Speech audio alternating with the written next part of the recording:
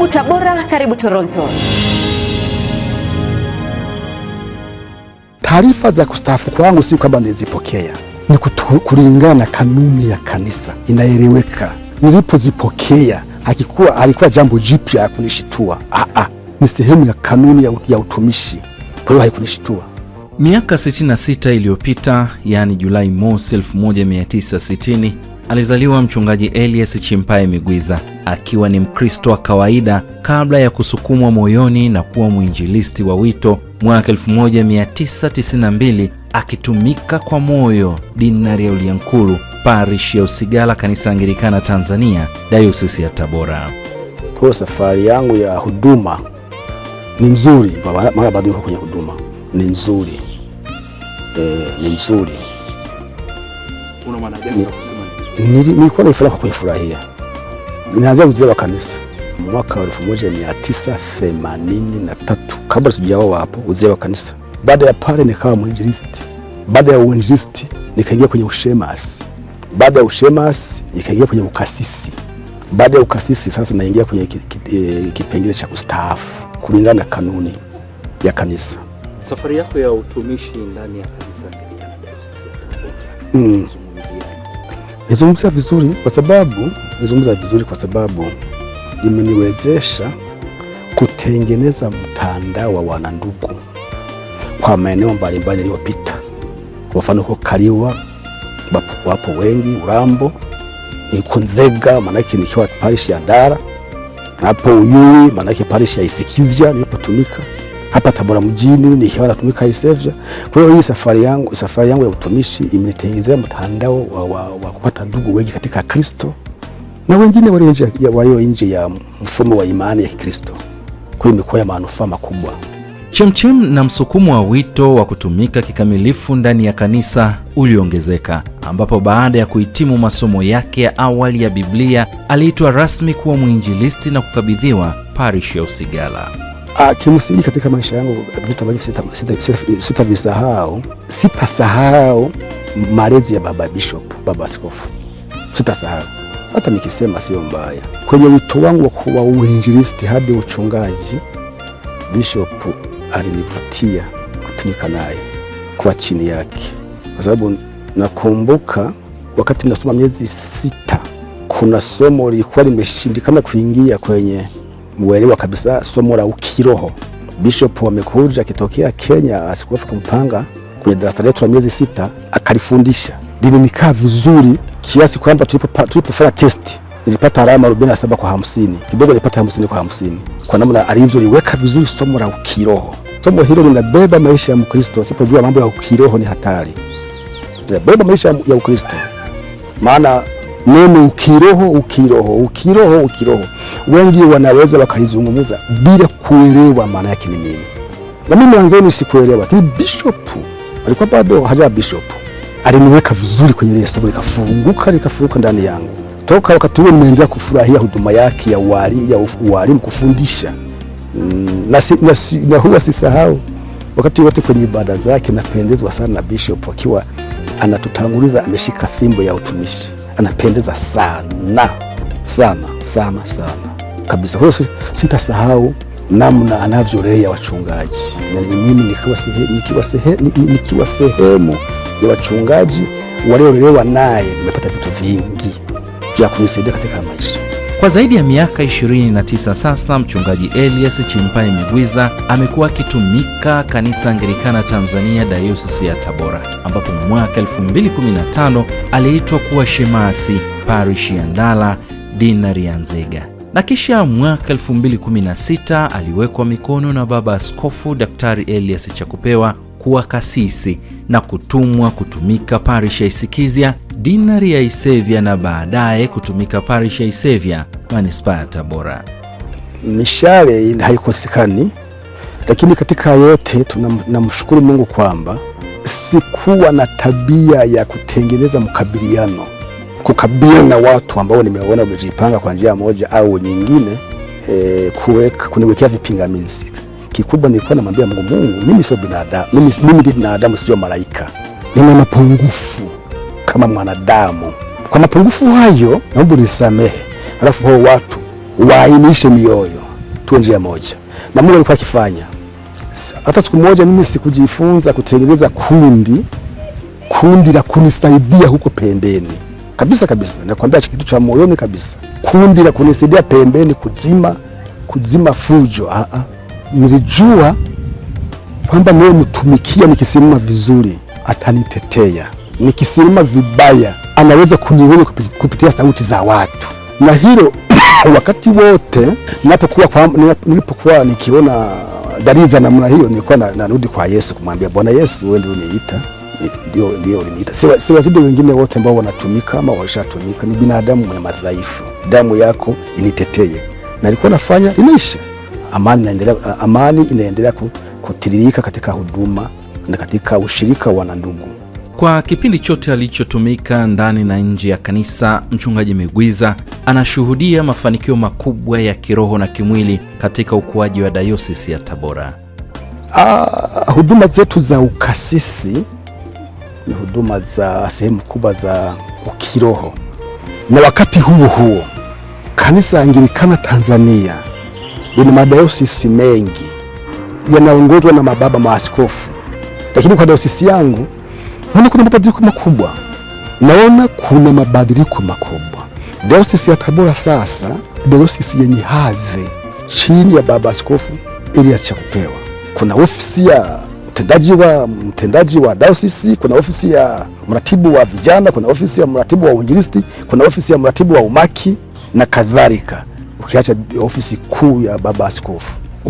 Ukiwa nje kuna vyombo vya usafiri, kuna magari ambavyo ni viashiria. Hivyo ni viashiria vya kuonyesha kwamba hili kanisa linapiga hatua. Tulivyoanza na Ntiruka, naye alifanya sehemu yake, yeye anastahili sifa zake. Akaja Makaya, alifanya sehemu yake, na yeye anastahili pongezi.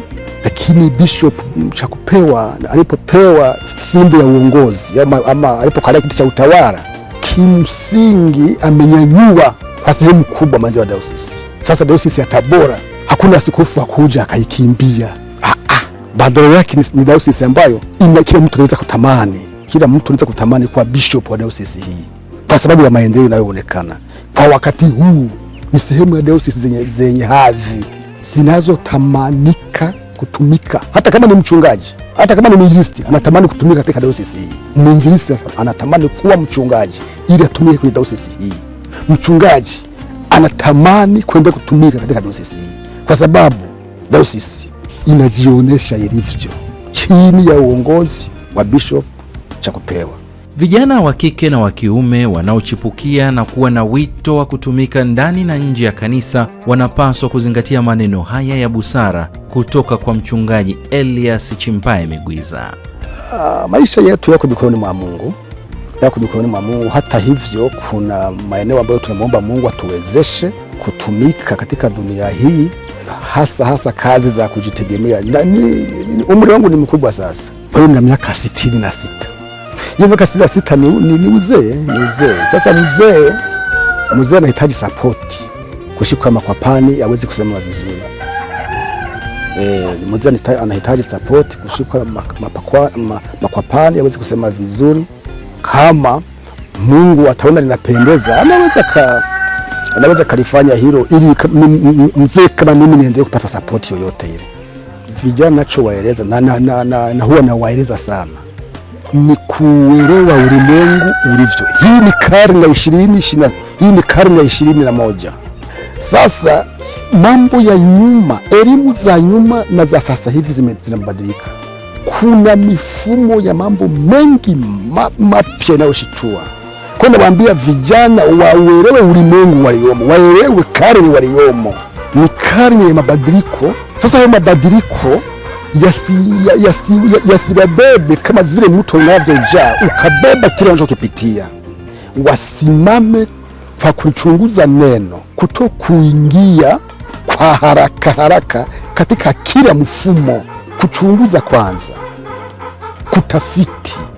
Kama kijana mwinjilisti anatamani kutumika, ili atakapokuwa mtumishi, akiwa mchungaji, aweze kuelewa dunia anayoishi ni ya mfumo wa namna gani. Vinginevyo kama hajaielewa, kila linalokuja tadakiza. Kama golikipa anavyopaswa kudaka mpira, namna unavyokuja anapaswa kudaka. Sasa kijana anayetamani kuwa mchungaji hapaswi kuwa hivyo. Kile mnayokuja kudaka, kile mnayokuja maridaka nalifanyia kazi. Hapana, achukue tahadhari. Chukua tahadhari sana, itasaidia. Mchungaji Elias Chimpaye Migwiza pamoja na mke wake Clemencia Peter Nitibanga na familia ya watoto 7 kwa ujumla wataagwa rasmi Jumapili ya tarehe 26 Julai 2026 katika kanisa la Mtakatifu Yohana Parish ya Isevya, Manispaa ya Tabora. Neno kwa Wakristo ni shukrani. Kwa mfano, nilipoanzia huduma ya ukasisi Ndara, wale watu nawashukuru sana. Nawashukuru kwa nini? Ndara nilifika nika mchungaji wa 6, lakini nikuta hakuna nyumba ya mchungaji. Nilipowashirikisha kujenga nyumba ya parish, waliniunga mkono kwa asilimia nyingi, na nimetoka nyumba imekamilika. Na niliwaambia niliposhuka na rodi kwamba mimi ndio mchungaji wa mwisho. Mimi ndio mtakuwa mchungaji wa mwisho wa kushushia mzigo chini ya mti. Watakaofuata wote watashushia mzigo chini ya nyumba ya parish. Na wale waumini waliniunga mkono, tukawa pamoja. Jina la Yesu lipewe sifa, lihimidiwe, aliyetusimamia katuongoza. Nimetoka pale Ndara mwaka wa 2020 nikiwa natoka kwenye nyumba ya parish, na mchungaji aliyeshusha mzigo Mzenga kutoka Nsenda alishushia mzigo ndani ya nyumba ya parish, kitu ambacho walikuwa hawana imani nacho Wakristo wa Ndara. Kwa hiyo nawashukuru sana Wakristo wa Ndara kuwa pamoja na mimi. Lakini pia pale Uyui nilipohamishiwa hawakuwepo waumini wengi. Uyui napo palikuwa pana mazingira ya kukata tamaa, kiasi kwamba mchungaji aliyekuwa anahudumu pale kwenye makao makuu ya parish ya Isikizia, mambo yalimzingira, akabadilisha makao akaenda Itobera. Lakini nilipoagizwa kufikia Isikizia, nikafikia pale Isikizia, nilipata ushirikiano kwa watu wa pale, ingawa kwa wengi, kiasi kwamba kilichoogopesha sana ambacho kilitishia pale Isikizia huduma za kichungaji ilikuwa ni nyumba, na mimi nifikia kwenye pango. Sasa yule aliyeondoka ifika sehemu pango lile walipaji wakakata, mimi nikafikia kwenye pango, na dalili za kulipia pango zilikuwa ngumu. Nikaongea na waumini kwamba jamani, mna boma, hili boma tulikamilishe, tupaue, tuweke milango, tuweke madirisha, tupige ripu, tuweke sakafu. Wakaniunga mkono, tukafanya hivyo, tukakamilisha. Nikahamia kwenye ile nyumba. Nimetoka Isikizia tarehe 3 mwezi wa 8 2023 nikitokea kwenye nyumba ya kanisa, na aliyeshusha mzigo pale alishusha kwenye nyumba ya kanisa, na aliyefuata ni vivyo hivyo. Kwa hiyo nawashukuru maeneo hayo mawili ya Ndara na Isikizia, namna tulivyokuwa bega kwa bega. Lakini pia Isevya nawashukuru sana watu wa Isevya, namna ambavyo walithamini huduma za kichungaji. Wanaelewa sana vizuri sana watu wa Isevya huduma za kichungaji, wana utaratibu wa kuwasaidia wachungaji katika maisha yao. Wao wanaona kwamba ni vitu vidogo vidogo, kitu kinachoitwa kutunza watumishi, lakini sisi ni vitu vikubwa tunapokuwa tunavipata kwa wakati ambapo wamepanga utaratibu wa kuvikusanya na kuvitukabidhi. Ni vyakutia moyo sana, na washukuru sana watu wa Isevya, bila kusahau wachungaji ambao nilikwenda fanya nao kazi kuanzia David Birusha. Mungu aendelee kumuinua katika vipawa vyake kwa namna tulivyoshirikiana, na alivyonielekeza njia pale Isevya za kupita, pita hivi. Ilikuwa ni kazi aliyonifanyia, na baada ya kuhama akaja Kanoni Kashimba, naye tumekuwa pamoja, tunaketi ofisini, tunafikiria kwa pamoja tufanyeje hili, tunashauriana. Kwa hiyo namshukuru pia Kanoni Kashimba, hadi wakati huu niko natumika pamoja naye. Sina la kumshtaki kwa mtu yeyote, alipo anasikia, anajali, pia anavumilia madhaifu. Narudia kipengele kile ninachokipeleka mbele za Yesu, kwamba mimi sio malaika hata kwa watu, mimi sio muungwana kivile, lakini ananivumilia na waumini wananivumilia pia. Ndio maana nafikia sehemu ya kustaafu kwa furaha namna hii, ni kwa sababu walinivumilia. Kama wasingenivumilia wakachukua hatua kwa kila udhaifu, nisingefika nafasi ya kustaafu. Lakini kwa uvumilivu wao, sijui niliwakosea, lakini naamini kama binadamu siwezi kukosa madhaifu ambayo waliyaona kwangu, lakini pamoja na kuyaona walinivumilia hadi wakati huu. Sasa nafikia sherehe ya furaha ya kustaafu. Karibu Tabora, karibu Toronto.